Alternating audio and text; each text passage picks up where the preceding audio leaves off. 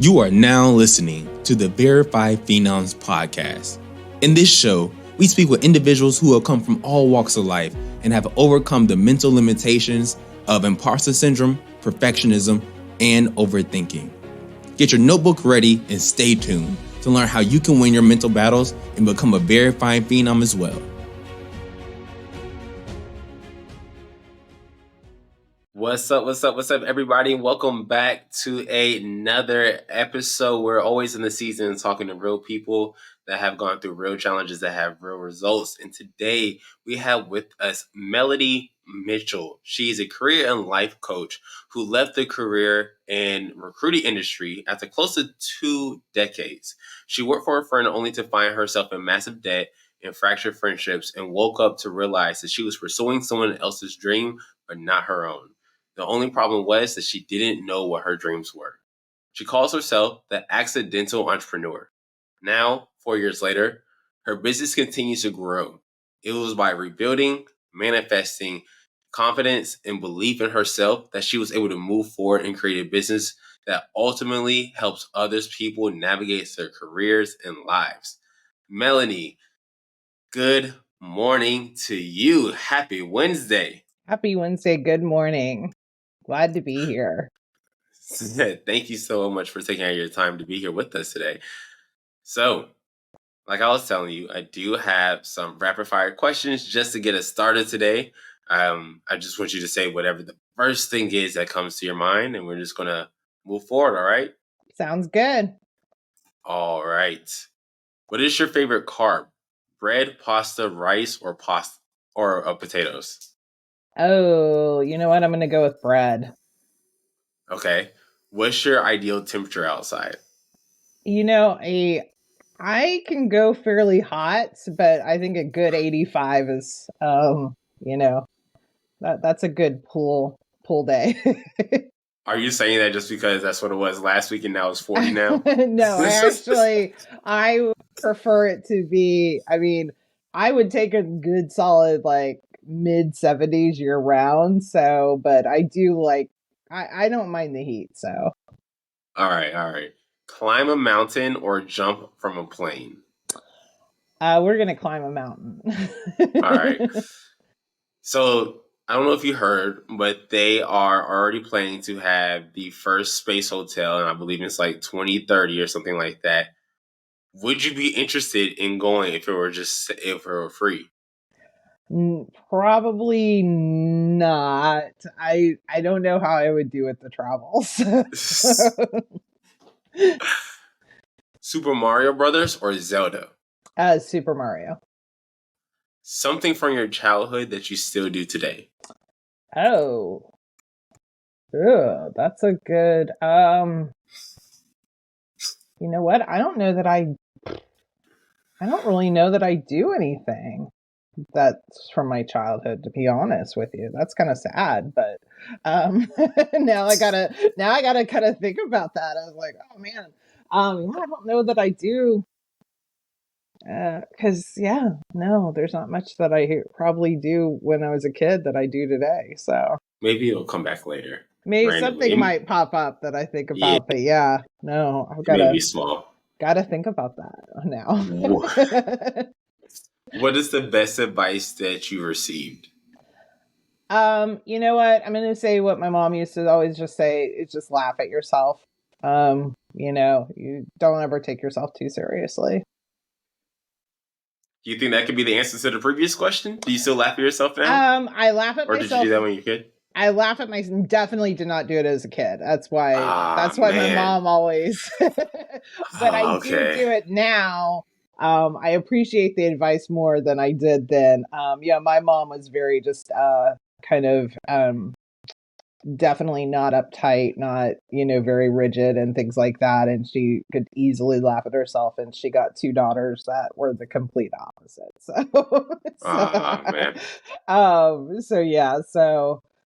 definitely did not laugh at myself as a kid. So okay, well, I try to help you out with that. I appreciate the previous one. It's all good. I still think it's going to come back to you later on. It's going to come back later. There has to be something, or I need to revisit my childhood, the things that I like as a child.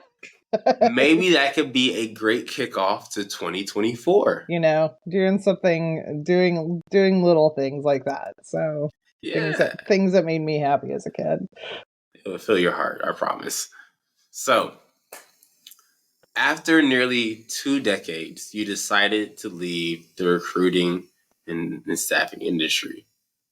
That's a good chunk of your professional career. No matter, it's just anybody in general, right? Yeah. I believe it was 17 years that you were in the Yeah. industry, correct? Before leaving. What made you? Well, actually, how did you end up in the recruiting industry? Well, I ended up in the recruiting industry completely by accident. So another theme of my entire career, really. So yeah, my then husband's family knew introduced me to who would become the person that hired me, who would become my first mentor in the recruiting industry. I was moving from Missouri to Maryland.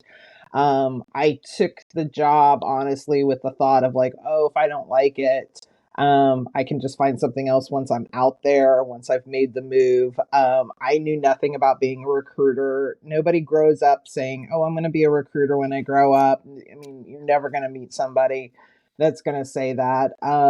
And yeah, I fell into it and I just happened to be like really good at it. I got really good at it, I suppose. And yeah, it's just in it, something that went from kind of being a fluke really stuck with me through that, and I did really enjoy it. It was it's a hard career. It's not easy. It's not for the faint of heart, but I definitely, it was challenging and I definitely enjoyed it. So it definitely had its peaks and it definitely had its valleys. So What were you interested in doing since this was accidental? I was actually looking more to get into like the nonprofit area, doing Mm, fundraising and events, things along those lines. I'd been doing a little bit of that with a company or with an organization I'd worked with back home in Missouri. And that's really what I thought. I had my degree in public relations, didn't necessarily think I was going to go in that direction, but um, that was the direction I was headed. I was always that kid, just didn't really know what I wanted to be.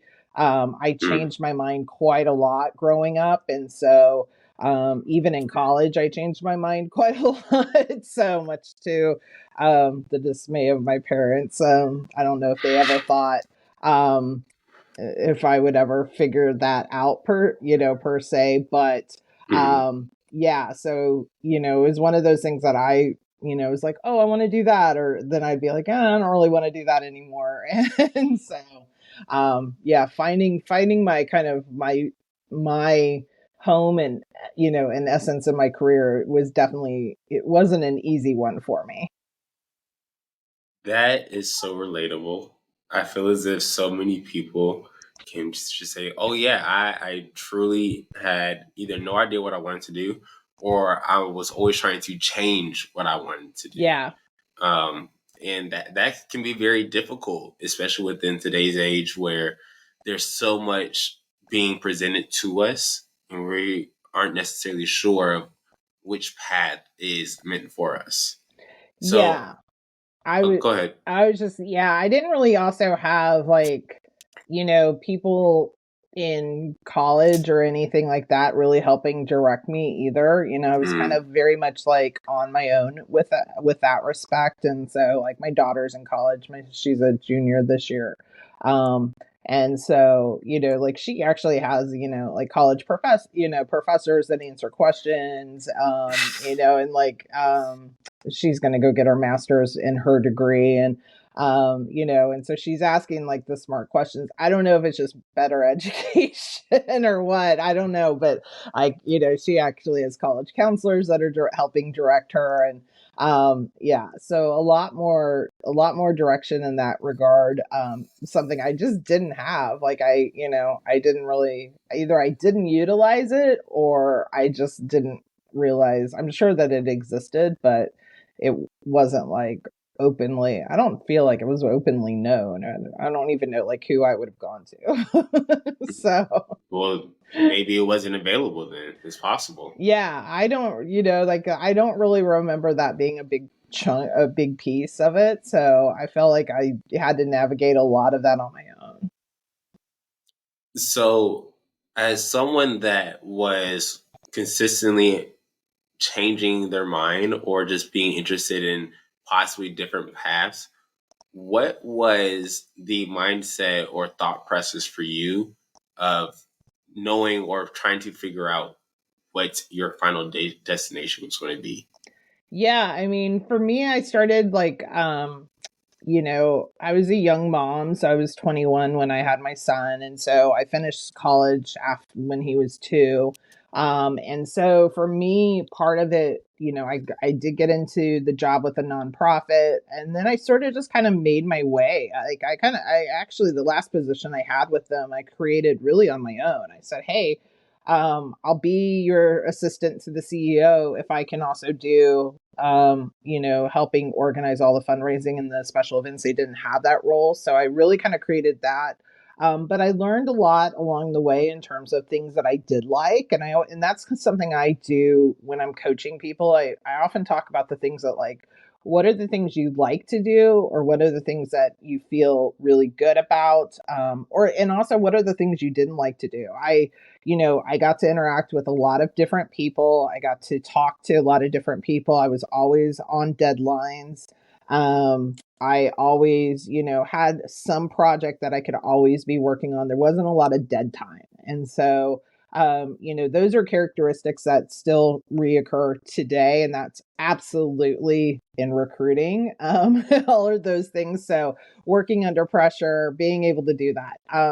I did when I before I had left the nonprofit and went to work for a bank, and that was the most dreadful job I think I had. It was just not God bless the ladies in the trust department. I ended up with I worked with the attorney that we had all the probate cases. So all these other assistants had.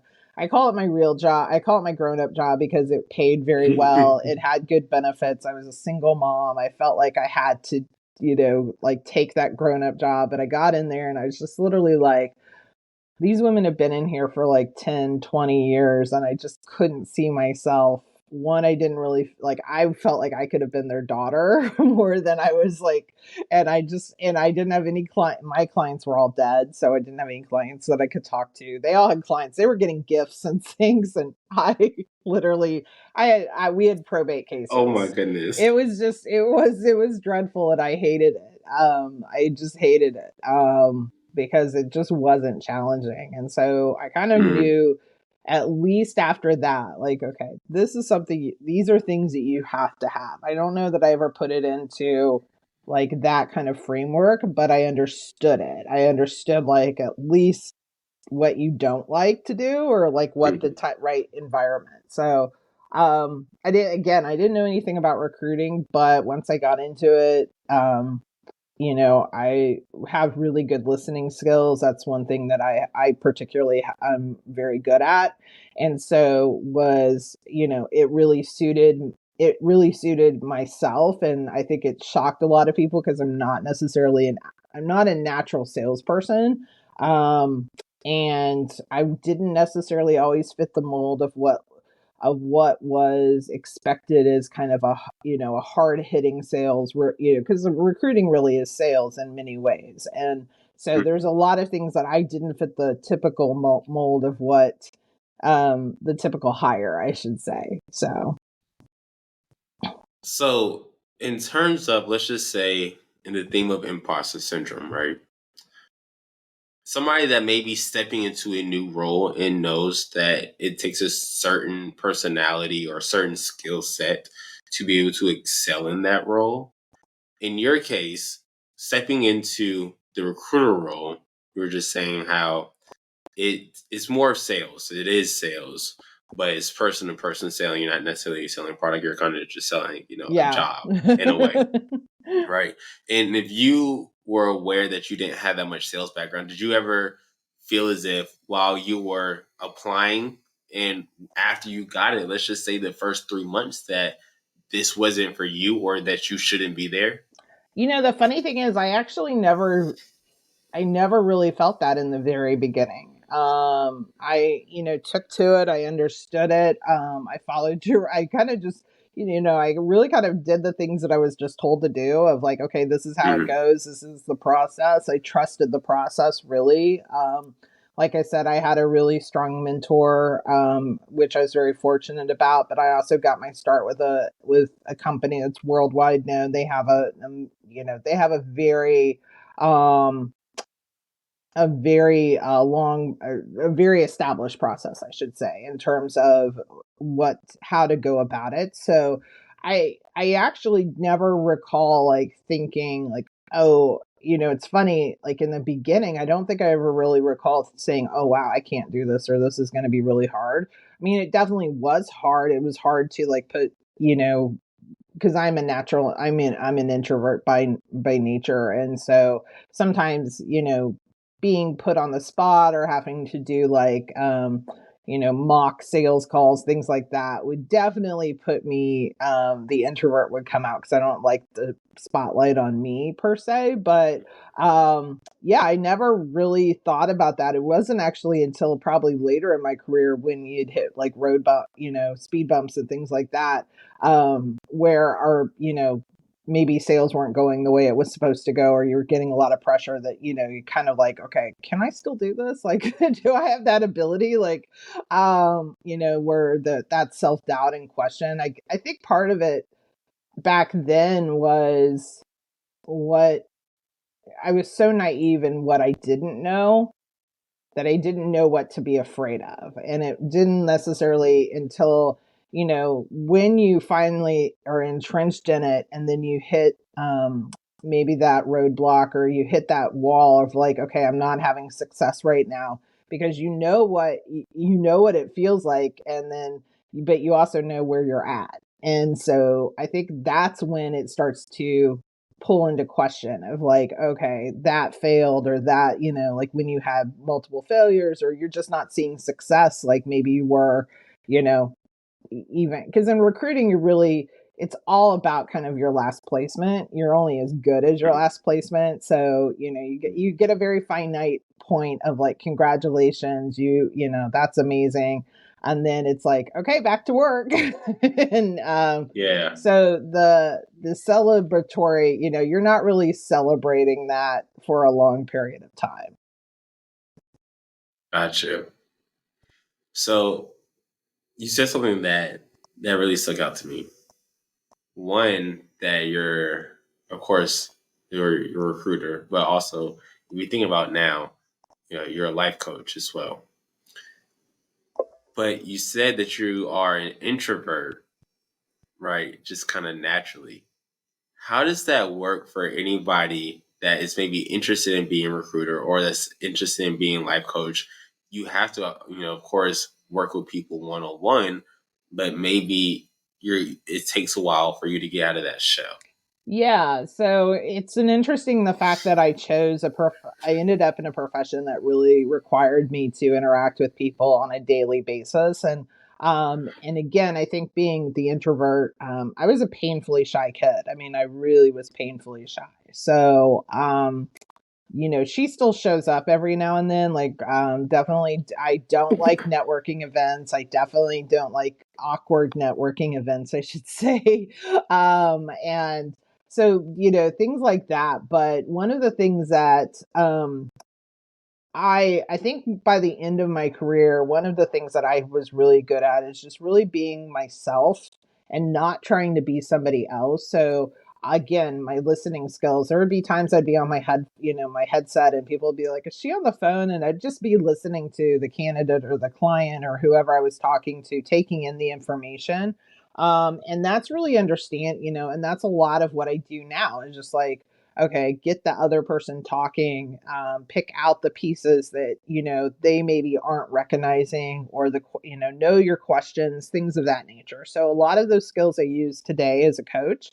But even then, it was like, I think once I really got into like, okay, being comfortable and being myself, then that's what worked for me. And so it wasn't like I had to, and there were tough times. Like, I mean, there were definitely clients that intimidated me or just were really tough. And I'd kind of have to give, my little pep talk to myself before I'd pick up the phone to call them or have a conversation, or maybe it's a difficult conversation, so you have to kind of think about that from that standpoint. But yeah, I think by the end of my career, it's just I was definitely in my own, element. Like I didn't try to be somebody else, even though I still never fit the mold of what was technically expected of what a successful recruiter looked like in my last company.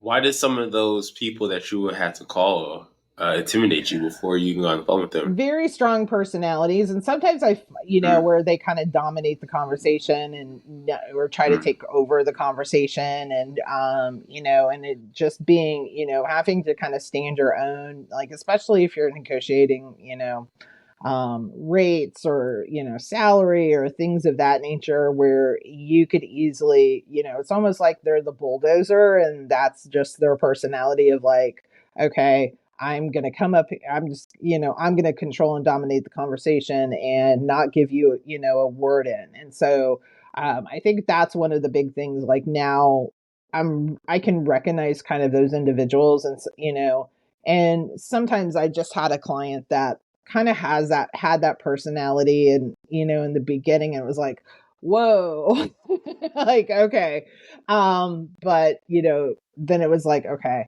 you've got to be in control of the conversation, you have to be strong, you can't. I always find that those individuals sometimes um you know really, that's how they win things over. It's not by winning people over, it's just by bulldozing over people. Because they only have their one thought, their one opinion. They're not really open to others. So, you have to you have to really show up in that same manner. And so that does go against my um, you know, technically it goes against my personality, but I can do it when I need it. So So, what it sounds like is over time, let's just say dealing with a specific type of people that you were interested in recruiting, that you always had to also build the confidence. Like you were saying when we were listening to your bio earlier, it took rebuilding, it took manifestation, but also took confidence to be able to build your business where it is now. How are you able, and how are you still now continuously building up your confidence?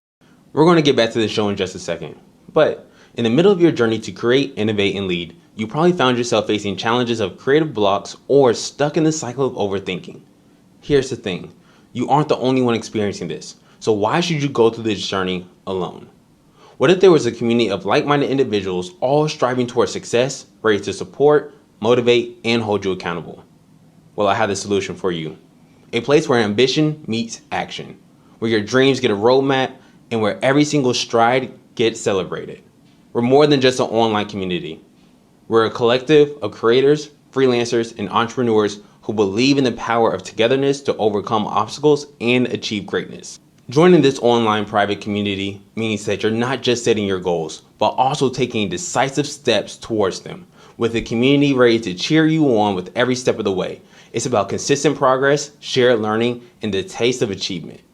If you're ready to elevate your journey, to transform your ambitions into achievements, and be part of a collective that believes, then achieves, visit verifyphenom.com to take action today. That's verifyphenom.com. yeah, I mean, it's an everyday thing. I mean, I hit a big kind of a big, not, I don't want to say it was a huge setback, but it was definitely a setback this past July. Business, I have an annual trip to Honduras. I came back. It was only, gone for 10 days. And business all of a sudden just like dried up. It was almost like, where did my business go? No clients were signing up. Wasn't even getting what I call a discovery call, initial call. And so it was really like, it was like, okay, um, and my business is always steadily grown. So this is the first time, and I was really coming off of probably the last 4 or 5 months of like just constantly busy, or just a lot of clients. So it wasn't necessarily an issue. And then it was still okay, I'm going to rebound, and I'm going to tell myself I'm going to rebound in August. And August kind of came and went, and it was like, okay, didn't rebound as much as I needed to. So it definitely got into my head, but it was funny because if I looked at my numbers, I was actually still outperforming the previous year. It just, I wasn't, it definitely didn't feel like that. And it definitely, I mean, there was points I was literally like, well, maybe I should just go back to recruiting. Maybe I should, like I'm going to have to go get a full-time job, or I'm going to have to, working for myself. Maybe that, we've come to the end of the road on that, where, as an entrepreneur, I definitely think that, and that is definitely something, I'm more of an optimist now but growing up, I was definitely a pessimistic kid. I will, and I don't even know if I don't want to say that I was pessimistic, I suppose, but a lot of that is also my anxiety. So my anxiety takes me to 0 to 1,000 really quickly of like worst case scenario. And so now, instead of trying to set in that moment of where like, okay, what is worst case?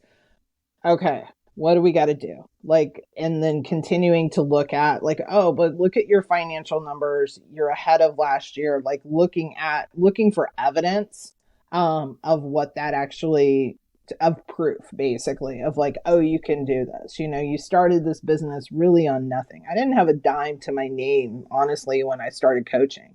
I didn't coach because I had this like innate desire to be an entrepreneur. I've never even talked about that. I never said that to anybody. I started it because I needed cash. And it was something, it was something I could do. I took this course. A friend of mine at the time had offered this course. I took a coaching course. I didn't really know what I was going to do with it. So I was like, okay, I could do resumes. I could earn some extra cash. So again, going back to the question of like, you just go back to like the proof of like what has been done. What have you already done? And sometimes even if you haven't done it, then I think it's one of the things of like looking for proof in the world of like who else has done this, who else has been successful. Because I always say to my clients, like sometimes they'll be like, I don't even know if I'm going to get an interview. I don't, like I'm pivoting careers. This is, and it's like, okay, well, if you've done it once, that means you're going to do it again. And then being able to go through, that process. One thing, excuse me, one thing that you brought up that I believe a lot of people are dealing with now is anxiety, especially when it comes to performance anxiety. How do you calm that anxiety down so you're still able to perform well and get everything accomplished? I mean, my anxiety still definitely shows up, and I'm transparent that, I take medication for my anxiety. My anxiety is such that if I didn't take medication for it, like, I'm a that's something we didn't talk about anxiety as a kid. I grew up in the 80s and, the late 70s, 80s, things of that nature. And then, we didn't have a conversation of anxiety, but I look back on my childhood and I can definitely see where anxiety showed up. I can definitely see where I allowed that to kind of control my behavior, my personality, not doing certain things. So now, it still shows up. I don't always, there's sometimes it does kind of get the best of me. But now I definitely have worked on having it somewhat. I don't ever want to say it's, well, I guess it is under control to some degree because I can, I function fairly high. But I think it's one of the things of just kind of talking yourself through, also recognizing what is causing that. Stress tends to trigger my anxiety. And just, again, my anxiety, it takes me to like the worst case scenario of like, the cat, for my example, has a spot on his back. So I'm like, oh my God, it may be cancer.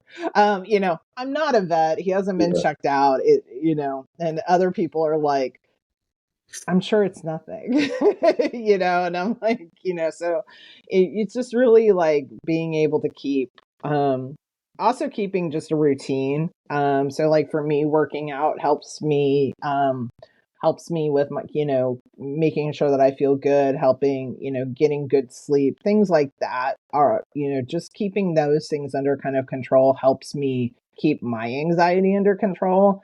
But also acknowledging it. I think once I started to acknowledge it and I didn't have the shame of like, because there's a lot of people that have opinions about it, and some people would be like, oh, well, you can do all these things and not have to take medication. And I'm, fully understand that, but not everybody's wired the same way. So for me, the medication keeps it helps me stay under control. It doesn't take it away.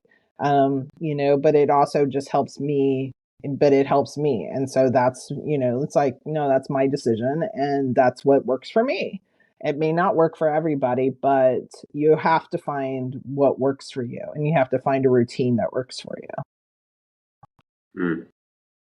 I'm glad that you brought up that what works for you may not work for everybody, because that's so true. In the theme of overthinking, I am a believer that overthinking can sometimes lead to anxiety. Yep.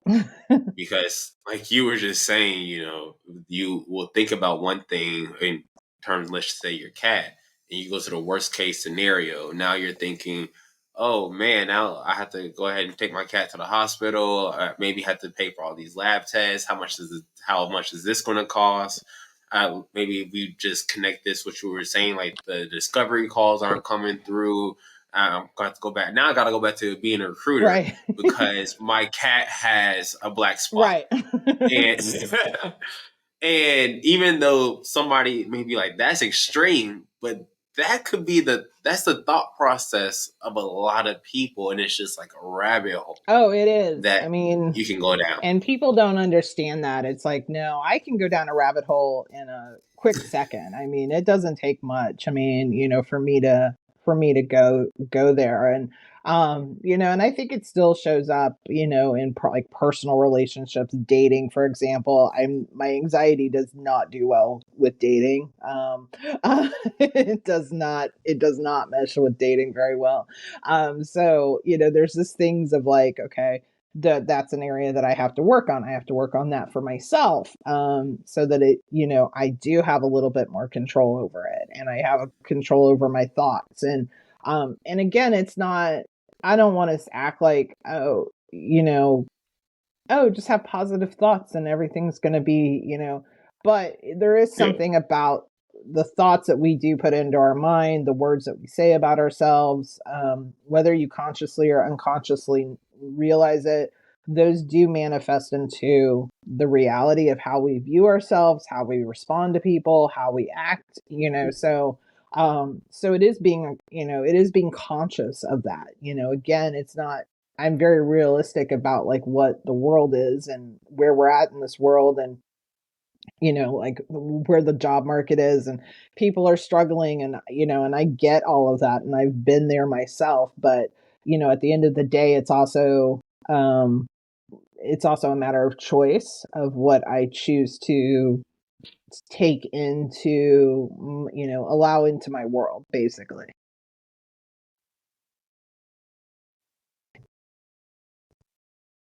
For somebody that's listening to this right now, they're just like, man, I find myself going down these rabbit holes, and I may be letting some stuff filter into my world subconsciously.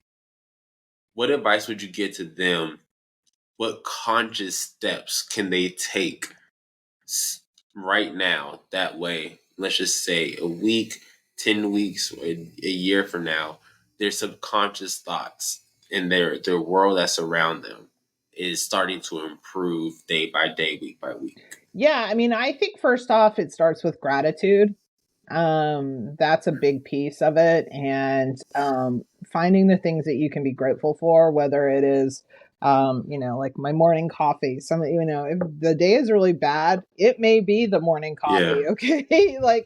That may be all I've got to be happy about today. But also just being grateful of like finding everything to be, spending some moments in gratitude. I do try to spend the morning usually or some point in the day listing out at least 10 things. Some days it's the same list. I mean, it doesn't necessarily change. Other days, some things also may happen, but also speaking it into existence of like, I am grateful for the job that I am going to, I'm grateful for the job offer that is coming my way. You may not have that job offer, but just, acting as if it has already happened is also a really great way to start to.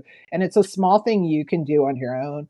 I think also, for me, I've done therapy on and off, so I think having somebody to speak with is also is a great avenue, but making sure it's the right person. As a coach, I'm not a therapist, but even as having a coach, I think is also really, is also good because sometimes the people in our lives, they mean well. And of course, I always hope that they want to love and support us, but they're also attached to the outcomes a lot of times that we're looking for. So their stress or their help, so to speak, isn't really helpful.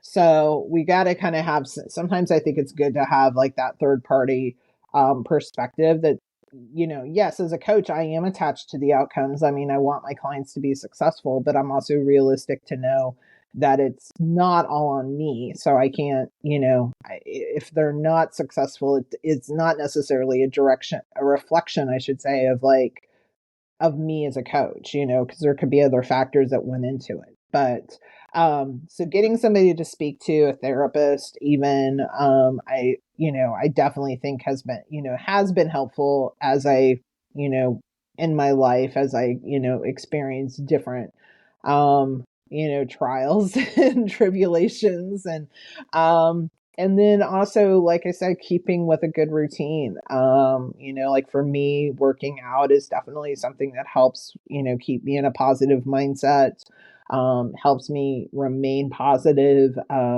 Getting a good night's sleep, things along those lines are definitely, so sometimes it's not these big drastic efforts or, massive efforts of like, oh, we've got to totally change everything we do, but it's small little things that can change from that perspective.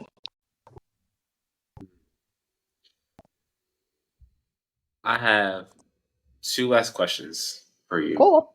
Was really one wrapping up here today because, like I said, I told you before we got started, I always like to respect people's time. The first question is I always love to ask everyone this question is what was success to you, let's just say 10 years ago, because that would have been in the middle of your recruiting career. And what is success to you now?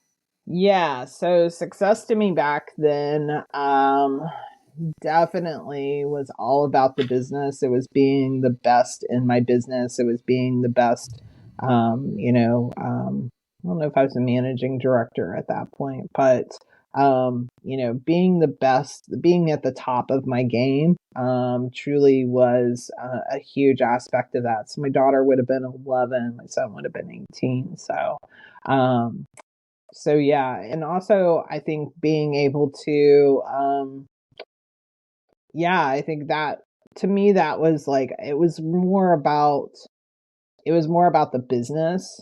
Now of course, I would say that um of course it's having a successful business, but also being able to have, success is also a little bit about having some freedom, to have, where I don't necessarily have to, I have freedom over my schedule. I have freedom over my, I can go schedule a workout at, 9 a.m. if I want to, or, I can control my calendar, whereas I didn't really, my calendar, my life was really kind of controlled by everything else. So, and my daughter had a very busy schedule as a kid, and with with plays, acting, sports, dancing. So there was a lot more on the go. I will say her her world, it definitely paid off, so I'm happy to have done, been a part of that, and lending to her success today. But yeah, I think it's also just having a little bit more of that freedom. It's not necessarily maybe how I imagined. I don't know if I ever really think too far out in terms of like, oh, where are you going to be 10 years from now? Like, I don't really like those questions. I'm like, there's just been a lot of things that have happened in my life that, I've lost my parent. That's real. I mean, I've lost my parents. And so, so I don't really think about like 10 year, I'm like, we don't know what's going to happen in this world tomorrow. So like, I mean, right. I don't want to think about 5 years. I mean, I don't like that question either. I've always, it's just like, I don't know what's going to happen tomorrow. So, right, exactly. Hold on, 5 years from now, I don't know where I want to be 5 years from today. I know. I mean, I have a kind of an idea of what but I can't say that any time that's ever looked the way it's whatever. Back when I think that question would always get asked. I can definitely say any vision of what I had down the road is not necessarily become that. It's never, so I just leave that question. I'm like, I don't know. So, but I'm, right now it's like also just being content. And I know people don't like that word, but there is something about being content, being, just happy. Like, it's like, okay, I've got a good life, and, it maybe isn't. Yeah, exactly. There's definitely things that can be improved, and definitely things that I want, but, for the overall, I'm happy where I'm at. If you're happy, why does it matter anybody else, exactly. Right? So the last thing I want to ask you is simply, how can people find you on social media, and how can they support you? Yeah, so you can, of course, connect with me on LinkedIn. You can also check out my website at findsucceedachieve.com. You can always send me a message there as well. And, and then just check out the things that I'm producing. I do a lot of, I do create a lot of content on LinkedIn. So just come and check that information out. I do some LinkedIn audio rooms as well, social audio rooms. So, that's the best way that anybody can support, is just, come and check that information out and see what might be of an interest to you. And, also with the goal that it might help you as well. Love it. Love it. Love it. Well, Melanie, thank you so much for taking time out of your morning to be with us here today. So many gems dropped, y'all. If you found any value, or not even if you found any, I know you found value in what she gave us today. So if you know 3 people that will also find value in today's episode, by all means, just go ahead and send it out to them. Because that's how we're able to change other people's worlds one day at a time, one conversation at a time. And other than that, y'all, this is Phenom, and I will catch y'all in the very next episode. See ya. Bye. And we're out. Perfect.